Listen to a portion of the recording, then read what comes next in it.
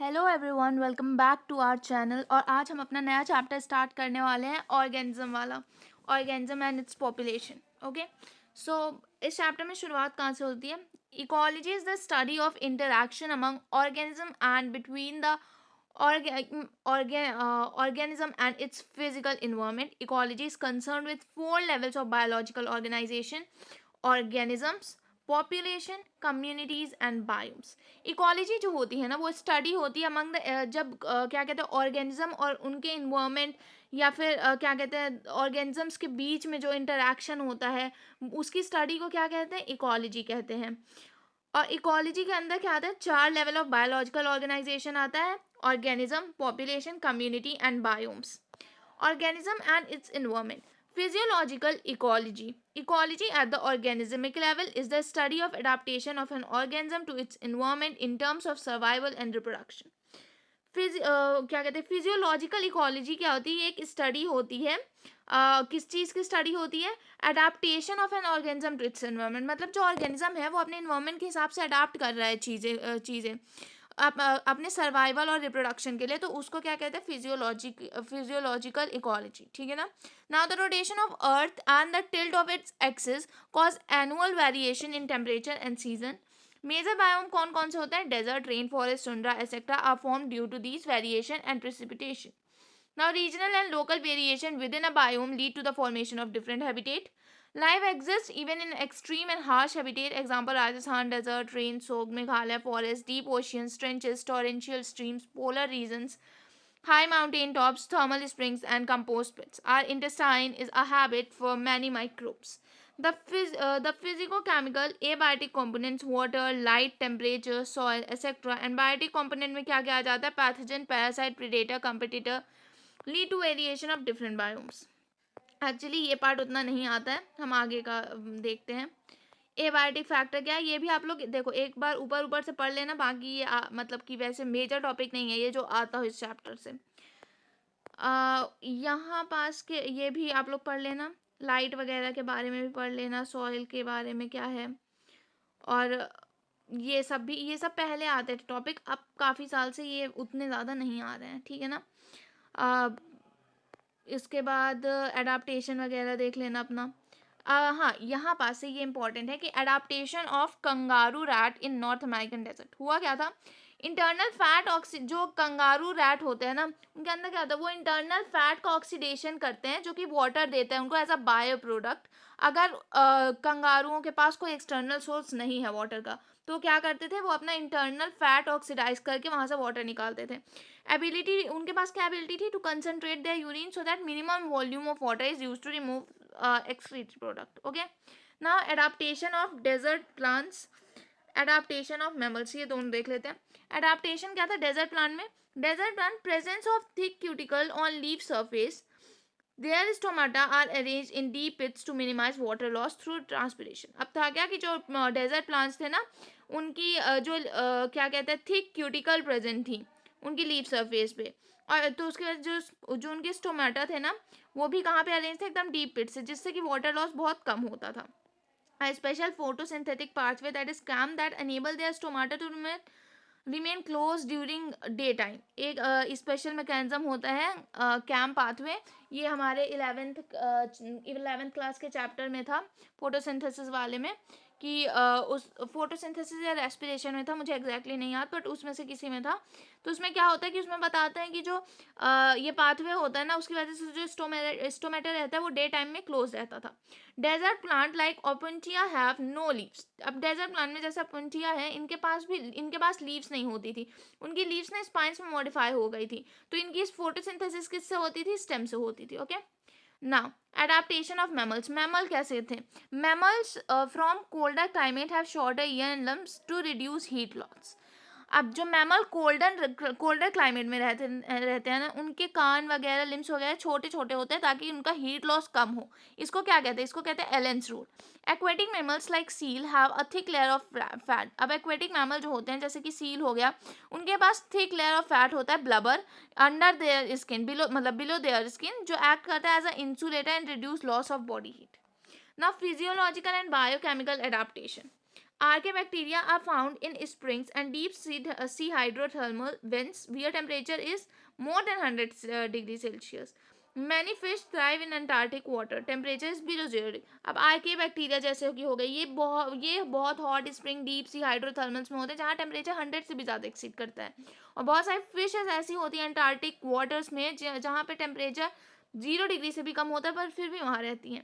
Many marine invertebrates and fishes live at greater depth in the ocean where the pressure is more than 100 times the normal atmosphere. और बहुत सारे ऐसे marine invertebrates और fishes भी होती हैं जो कि ओशियन की इतनी डेप्थ में रहती हैं जहाँ पे प्रेशर मोर देन 100 टाइम्स होता है as compare to atmospheric pressure. Now at high altitude place like more than 3500 we feel altitude sickness. वहाँ पे हमें एल्टीट्यूड सिकनेस उसके सिम्टम्स क्या होते हैं जैसे कि नोजिया हो गई, हीट पाल्पिटेशन हो गई, फैटिग हो गई. ये किसकी वजह से होता है? क्योंकि जितना आप हाई एल्टीट्यूड में जाओगे वहाँ पे एटमॉस्फेरिक प्रेशर लो होता जाएगा जिसकी वजह से जो बॉडी होगी वो इनफ ऑक्सीजन नहीं बना पाएगी और धीरे धीरे क्या होगा कि वो सिचुएशन में बॉडी में ऑक्सीजन की कमी होती जाएगी. जब बॉडी में ऑक्सीजन की कमी होगी तो आरबीसी जो होंगे ना, आरबीसी इंक्रीज करके क्या कहते हैं ब्रीथिंग रेट को और डिक्रीज करती है बाइंडिंग कैपेसिटी को हीमोग्लोबिन के. ठीक है ना. मतलब कि gradually we acclimatize to the situation and the body compensate low oxygen availability by increasing RBC. जो बॉडी होती है ना वो जो लो ऑक्सीजन अवेबिलिटी होती है उसको कंपेंशिएट कैसे करते हैं? मोर आरबीसी प्रोडक्शन करके, है ना. Now behavioral adaptation. Desert lizard bask in the sun and absorb heat when their body temperature is low. Desert lizard bask जो होते हैं सन में वो absorb करते हैं हीट को जब उनका जो बॉडी टेम्परेचर होता है वो कम होता है और मूव करते हैं into the shade when the ambient temperature start increasing. Some species burrow into the soil to hide and escape from the above ground heat. Now population. Population क्या होता है? Group of individual of same species that live in a given geographical area share or compete for similar resources and potentially reproduce. Population क्या होता है कि एक group of individual होता है जो कि एक सेम स्पीशीज से बिलोंग करती हैं और एक पर्टिकुलर जियोग्राफिकल एरिया में वो रह रही हैं. वो वहाँ पे शेयर कर रही हैं, compete कर रही हैं सिमिलर रिसोर्सेज के लिए और पोटेंशियली रिप्रोड्यूस कर रही हैं. Example, all the cormorants in a wetland, rats in abandoned dwelling, teakwood trees in a forest tract, bacterian cultural plate and lotus plant in a pond. ये सब एग्जाम्पल हैं किसके? पॉपुलेशन के बताने के. पॉपुलेशन इकोलॉजी क्या होती है? ये एक इम्पॉर्टेंट है. जो पॉपुलेशन इकोलॉजी है ये इम्पॉर्टेंट एरिया ऑफ ये क्या करती है कि जो एरिया ऑफ इकोलॉजी होती है ना उसको लिंक करती है ये इकोलॉजी को पॉपुलेशन से, है ना. Population ecology is an important area of ecology. Population ecology जो है वो इकोलॉजी का बहुत इंपॉर्टेंट पार्ट है. इसमें होता क्या कि पॉपुलेशन इकोलॉजी में ये लिंक करता है इकोलॉजी को to the population genetics and evolution. Now population attributes. Birth rate refers to per capita birth. Example in a pond, मतलब पॉन्ड में पहले क्या था? 20 लोटस थे. फिर पिछले साल 20 लोटस थे और फिर इस साल 8 न्यू प्लांट्स उसमें ऐड हुए तो करंट पॉपुलेशन 28 हो गई. बर्थ पर जब इसका जो वो निकालेंगे बर्थ रेट तो वो क्या होगा? जो कितनी ऐड हुई? 8 बाय पहले कितनी थी? 20. तो ये कितना आ गया? 0.4. नाउ द बर्थ रेट 8/20 ये आ गया. ठीक है ना. लोटस का पर ईयर. डेथ रेट में भी सेम है कि मान लो कि चार इंडिविजुअल हैं एक laboratory population of fruit flight में जो कि मर गए हैं तो क्या होगा? 4/40 जो कि लिख देंगे 0.1. ठीक है ना. सेक्स रेशियो क्या होता है? पॉपुलेशन है sex ratio. Example 60% population female की है, 40 मेल की. एक सेक्स रेशियो होता है. एज पिरामिड क्या होता है? ये एक स्ट्रक्चर होता है जो ऑब्टेन करते हैं एज डिस्ट्रीब्यूशन के थ्रू. किसके साथ? एज डिस्ट्रीब्यूशन के साथ. It's plotted for population. For human population age pyramid generally show age distribution of males and females in a combined diagram. Like expanding, stable और डिक्लाइनिंग. ये है. ठीक है ना. एक्सपांडिंग है, यहाँ पे एक्सपांड कर रही है, ये स्टेबल है और ये डिक्लाइन कर रही है. पॉपुलेशन साइज और पॉपुलेशन डेंसिटी क्या है? It is the number of individual of a species per unit area और वॉल्यूम. ये क्या होता है? ये नंबर ऑफ इंडिविजुअल होते हैं या स्पीशीज होते हैं जो पर यूनिट एरिया में प्रेजेंट है. इसको क्या कहते हैं? जैसे कि इसका एग्जांपल क्या है? Population density of Siberian cranes at Bharatpur wetland in any area is less than 10 if it is million for chlamydomonas in a pond. अब है क्या कि जैसे कि पॉपुलेशन डेंसिटी जो है सिबेरियन क्रेन की भरतपुर वेटलैंड में वो लेस देन 10 है, बट वहीं पे क्लेमाइडोमोनास की पॉन्ड में मिलियंस है ना. Now population size is also measured in percent cover और बायोमास. जो पॉपुलेशन साइज होता है उसको परसेंट कवर या बायोमास में भी मेजर किया जाता है. एग्जाम्पल, एक एरिया में 200 पार्थेनियम प्लांट है और एक बहुत बड़ा बनियान ट्री है, ठीक है ना. तो उस केस में क्या होगा कि जो मेजरिंग परसेंटेज कवर होगा ना या फिर बायोमास, वो मीनिंगफुल किसके लिए मीनिंगफुल कब होगा? To show the importance of banyan tree. Total number is difficult measure for a huge population. In such cases relative population density is used. Relative population density use करते हैं. Example क्या होता है? Number of fish caught per trap indicate its total population density in the lake. Now, in some cases, indirect estimation of population size is performed. Example, tiger census in national park and tiger reserve. ये किस पे based होता है? Based on pug marks and fecal pellets. Now, population growth. The population size changes depending on the factors like food availability, predations, pressures, and water. Changes in population density give some idea about the population where it is flourishing or declining. अब 4 basic process होती हैं जो fluctuate करती हैं population density. मतलब कि population density को जो अगर बढ़ा घटा रही हैं उसमें 4 बेसिक प्रोसेस होती है. पहला होता है नेटैलिटी, फिर आता है मोर्टेलिटी, फिर इमाइग्रेशन और फिर आता है इमिग्रेशन, है ना. नेटैलिटी क्या होता है? Number of birth in a population. Mortality क्या होती है? Number of death. इमिग्रेशन में क्या होता है कि कितने नंबर ऑफ इंडिविजुअल आए हैं उस एरिया में. और इमिग्रेशन क्या होता है? कितने गए हैं. इमाइग्रेशन मतलब कितने आए हैं, इमिग्रेशन मतलब उस पर्टिकुलर एरिया से कितने गए हैं एक गिवन टाइम पीरियड में. अब देखो, अगर नेटैलिटी है तो उससे पॉपुलेशन डेंसिटी बढ़ेगी, मोर्टेलिटी है तो उससे पॉपुलेशन डेंसिटी घटेगी, इमिग्रेशन है तो पॉपुलेशन डेंसिटी बढ़ेगी, सॉरी इमाइग्रेशन है तो पॉपुलेशन डेंसिटी बढ़ेगी, इमिग्रेशन है तो पॉपुलेशन डेंसिटी घटेगी. अब if n is the population density at time t, then its density at t plus 1 is n t plus 1 is equal to nt plus b plus I minus d plus e.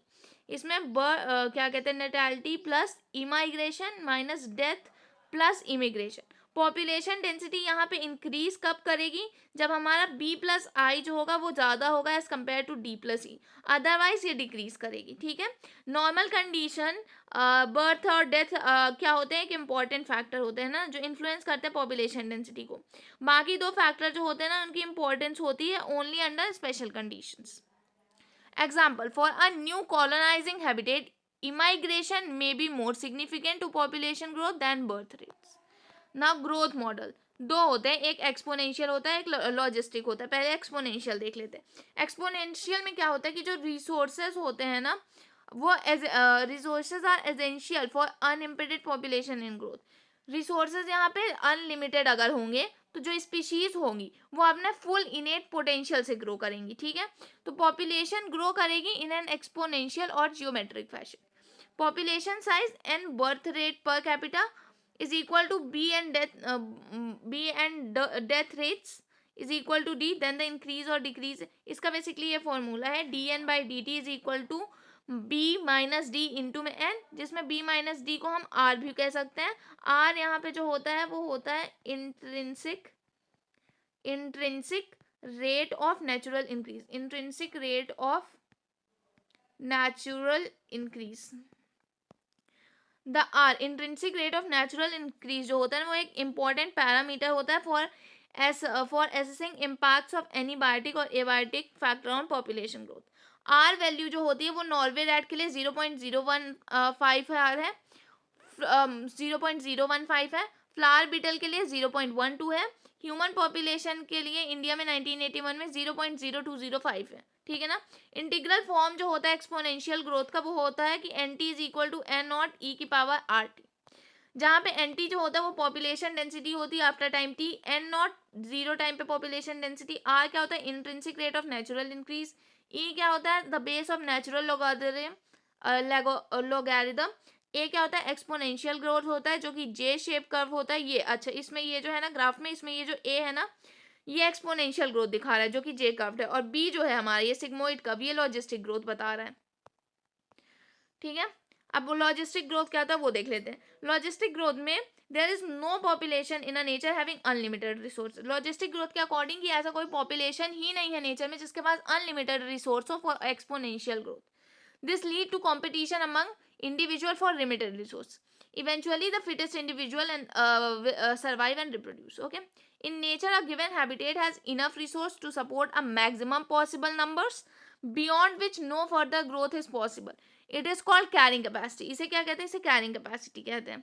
A population with limited resources show initially a lag phase, phase of acceleration and deceleration, and finally an asymptote. अब population जिसके पास एक limited resource है ना, वो कुछ क्या कहते हैं फेस शो करेगी. जैसे पहला होगा इनिशियल लैग फेस, फिर फेस ऑफ एक्सेलरेशन, फिर डी एक्सेलरेशन, एंड फाइनल जो होगा एसिम्प्टोट.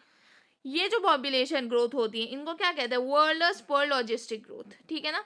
इसको डिस्क्राइब कैसे किया जाता है? इस इक्वेशन के थ्रू कि D N by D T is equal to R N under bracket K minus N by K, जिसमें एन जो होता है वो पॉपुलेशन डेंसिटी होता है टाइम टी, आर होता है intrinsic rate of natural increase, के जो होता है वो हमारी होती है carrying capacity. Now, since resources for growth for most animal population are finite, the logistic growth model is more realistic one. अब है क्या कि जो हमारा रिसोर्स है ग्रोथ के लिए वो बहुत सारे एनिमल्स के लिए एक फाइनाइट लिमिट में ही है, मतलब अनलिमिटेड नहीं है. तो वहां पे क्या इससे क्या कंक्लूजन निकलता है कि जो लॉजिस्टिक ग्रोथ मॉडल है वो ज्यादा रियलिस्टिक है. ठीक है. नाउ लाइफ हिस्ट्री वेरिएशन कुछ है वो देख लेते हैं.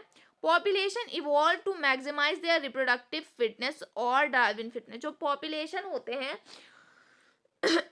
वो इवॉल्व होते हैं किस लिए? To maximize their reproductive fitness और Darwinian fitness under a particular set of selection. एक पर्टिकुलर सेट ऑफ सिलेक्शन में pressure organism evolve towards the more efficient reproductive strategy. Some organisms breed only once in their lifetime, like Pacific salmon, fish, bamboo, while the other breed many times, most of the birds and mammals. Some produce a large number of small-sized offspring like oyster, pelagic fishes, while others produce a small number of large-sized offspring like a bird and mammal. This fact indicate that life history trait of organism have evolved due to limited abiotic and biotic component of life. इससे क्या पता चलता है कि जो life history है ना trade off organism वो काफ़ी ज़्यादा इवॉल्व हुई है. किसकी वजह से? Due to the limited abiotic and biotic component of the habitat. Now population interaction. Organism interact in various ways to form a biological community. जो ऑर्गेनिज्म होती है वो बहुत तरह से इंटरैक्ट करती है. किस लिए? To form a biological community. Interaction between two species is called interspecific interaction. जब किसी दो स्पीशीज के बीच में इंटरैक्शन होता है तो उसको इंटर स्पेसिफिक इंटरैक्शन कहते हैं. इसके अंदर क्या आ जाता है? They include in predation, parasitism, commensalism and integrating species live closely together. अब ये कुछ देख लो. अगर दोनों स्पीशीज को बेनिफिट हो रहा है तो वो म्यूचुअलिज्म हुआ. एक को अगर दोनों को अगर नुकसान हो रहा तो कंपटीशन हुआ. एक को बेनिफिट एक को नुकसान तो प्रेडेशन. सेम केस होता है पैरासिटिज्म के लिए, एक को फायदा एक को नुकसान. कॉमेंसलिज्म में यहाँ पे क्या होगा? यहाँ पे दोनों को कॉमेंसलिज्म में फायदा होता है. नहीं इसमें कॉमेंसलिज्म में क्या होता है कि एक को फायदा हो रहा है और एक को कुछ नहीं हो रहा है, उसको इफेक्ट ही नहीं पड़ रहा. और सेम अमेंसलिज्म में क्या होता है? एक को नुकसान हो रहा है और एक को कोई इफेक्ट नहीं हो रहा है. ये हुआ. अब प्रेडेशन देख लेते हैं. प्रेडेशन क्या है? In a broad ecological context, all carnivore, herbivore, etc. are predator. About 25% of insect are phytophagous. अब अगर ब्रॉड इकोलॉजिकल कॉन्टेक्स्ट देखा जाए तो जितने भी मतलब मोस्टली जो कार्निवोर्स हैं, हर्बीवोर्स हैं, वो सारे प्रेडेटर्स हैं, है ना. If predator overexploit its prey, then the prey might become extinct because it result in the extinction of predator. Therefore, predator in nature are predator. अब है क्या कि अगर बहुत जैसे प्रेडेटर जो है ना वो बहुत सारे मतलब लगभग सब प्रे को खा लिए तो कुछ टाइम बाद जो होंगे जो उनके प्रे हैं वो एक्सटिंक्ट हो जाएंगे. और जब प्रे ही एक्सटिंक्ट हो जाएंगे तो प्रेडेटर के पास उनका खाना ही नहीं जब रहेगा तो वो भी एक्सटिंक्ट हो जाएंगे कुछ टाइम के बाद. तो इससे क्या निकला कि जो प्रेडेटर होते हैं ना वो प्रूडेंट होते हैं नेचर में. इंपॉर्टेंस क्या होती है प्रेडेटर की? प्रेडेटर कंट्रोल करते हैं प्रे की पॉपुलेशन को. When certain exotic species are introduced in a geographical area, they spread fast due to absence of its natural predators in the invaded land. अब जो क्या कहते हैं, कुछ मान लो कुछ एग्जॉटिक स्पीशीज जो है जिनको एक पर्टिकुलर जियोग्राफिकल एरिया में अगर इंट्रोड्यूस कराएंगे ना, तो वो बहुत जल्दी फैलने लगेगी। और क्या होगा, एब्सेंस की मतलब कि नेचुरल प्रीडेटर अगर नहीं होंगे तो वो बहुत जल्दी लैंड में इन्वेट कर जाएगी। Example like prickly pear cactus जो थी उसको ऑस्ट्रेलिया में लाया गया in 1920s, cause the havoc by spreading उसने क्या किया कि बहुत ज़्यादा मतलब नुकसान कर दिया फैलते हुए। तो फाइनली क्या हो गया कि जो इन्वेसिव कैक्टस थे उनको लाया गया under control only after a cactus feeding predator जो मोथ था। ये जो कैक्टस था ना उसको फिर कंट्रोल करने के लिए जो इसका प्रीडेटर होता है मोथ, उसको लाया गया उस कंट्री में, ठीक है ना।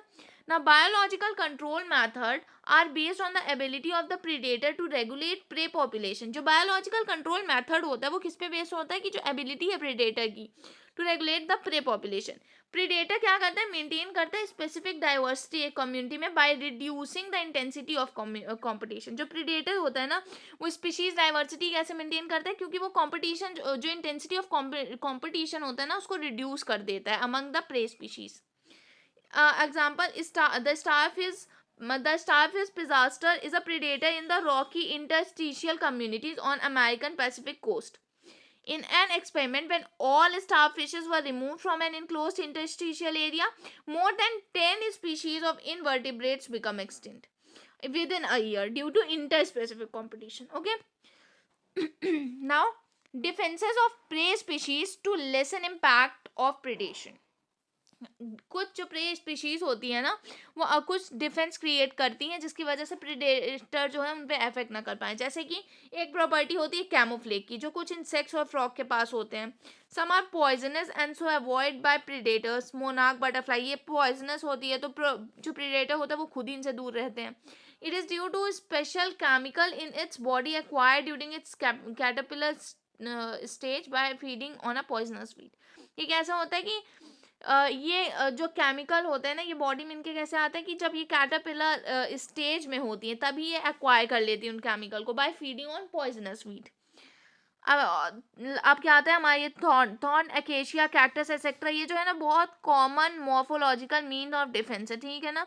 प्लांट में कांटे निकल आते हैं जो इनसे भी वो खुद को प्रोटेक्ट कर लेते हैं प्रेडेटर से। Many plant produce chemical that make the herbivore sick, inhibit feeding और डाइजेशन, डिस्टर्ब इट्स प्रोडक्शन और किल इट। एग्जाम्पल कैलोट्रॉपिक। कैलोट्रॉपिक जो होता है वो एक हाईली पॉइजनस होता है। वो क्या पॉइजन प्रोड्यूस करता है, कार्डियक ग्लाइकोसाइडेस, जिसकी वजह से जो कैटल या फिर गोट उसको खाती है ना तो वो क्या कहते हैं वो मतलब उसको खा ही नहीं सकती हैं।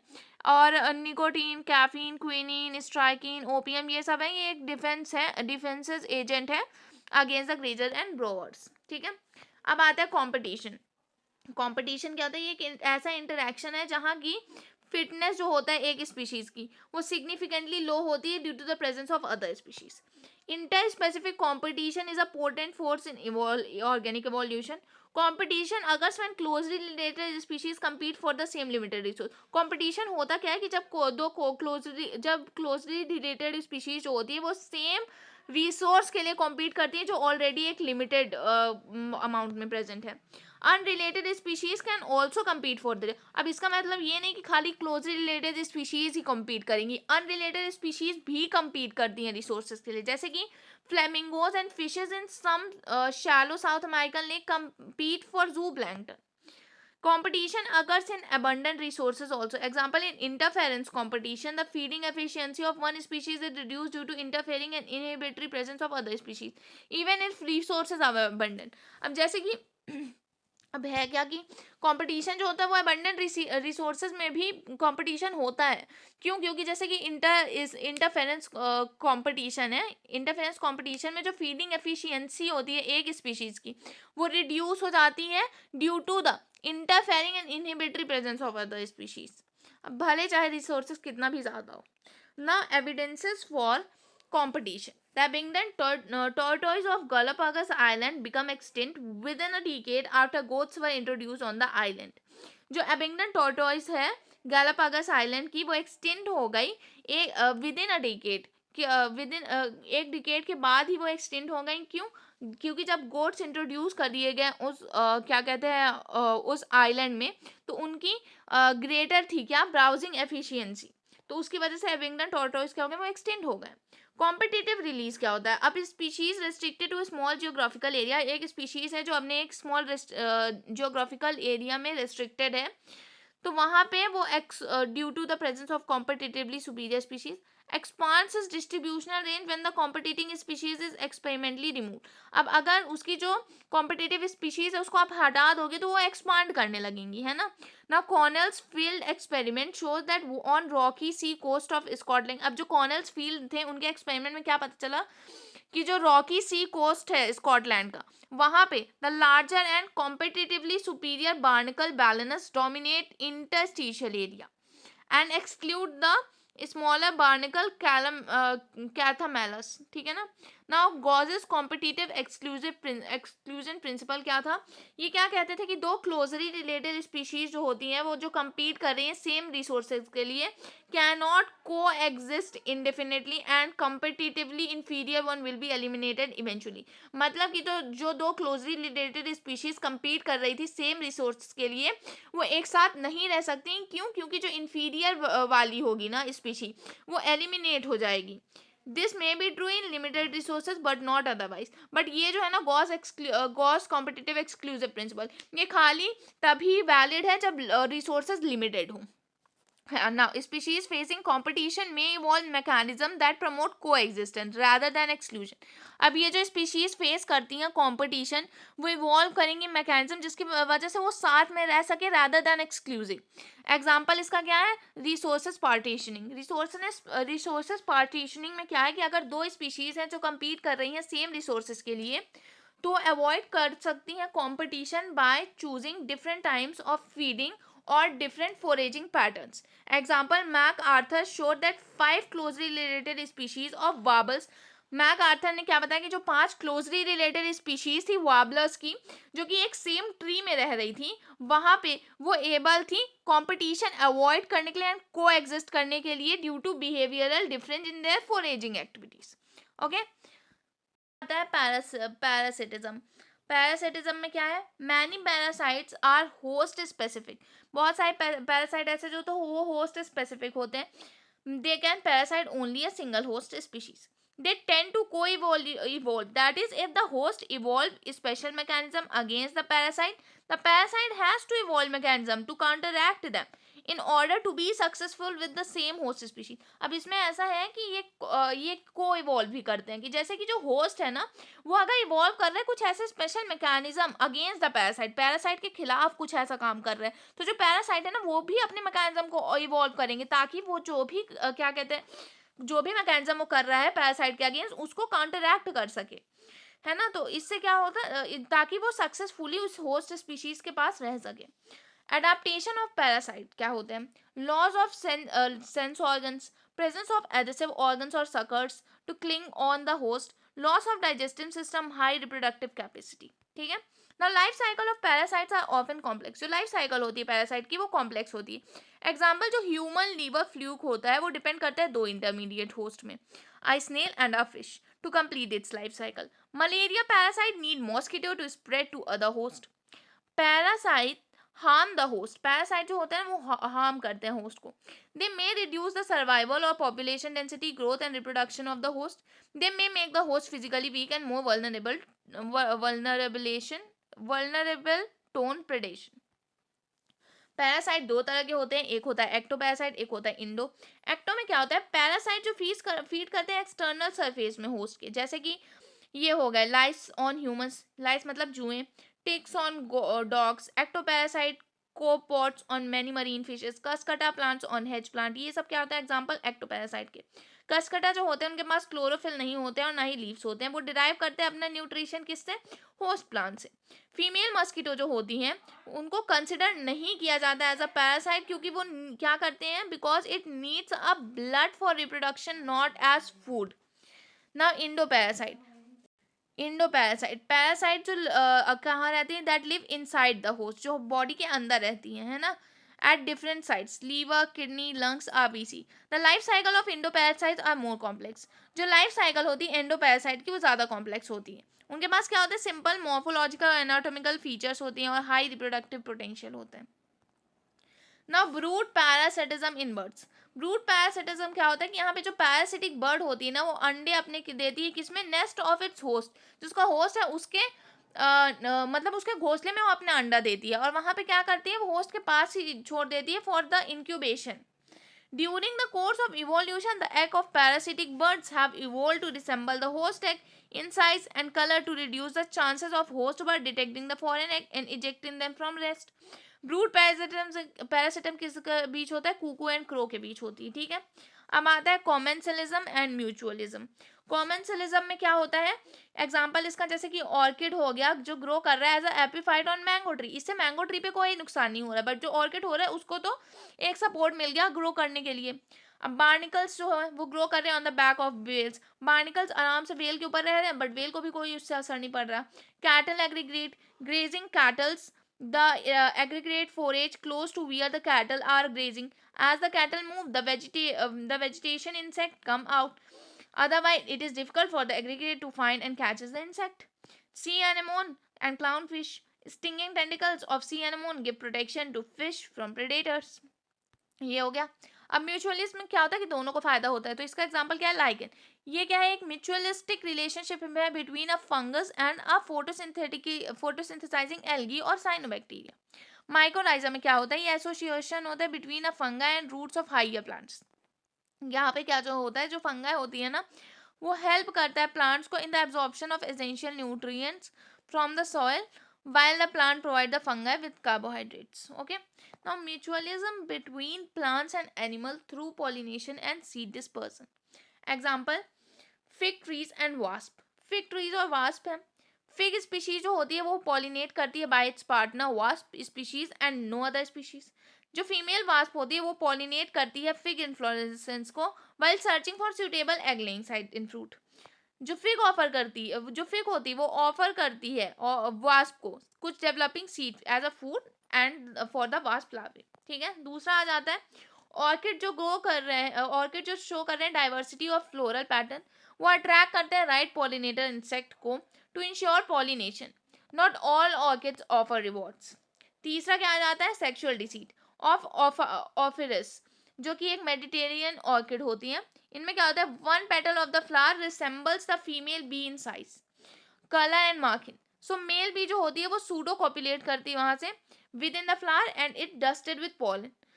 When the bee pseudocopulates with other flower it transfer pollen to it. ठीक है, if the female bee's color patterns changes slightly during evolution, pollination success will be reduced unless the orchid flower co-evolve to maintain the resemblance of its petal to the female bee.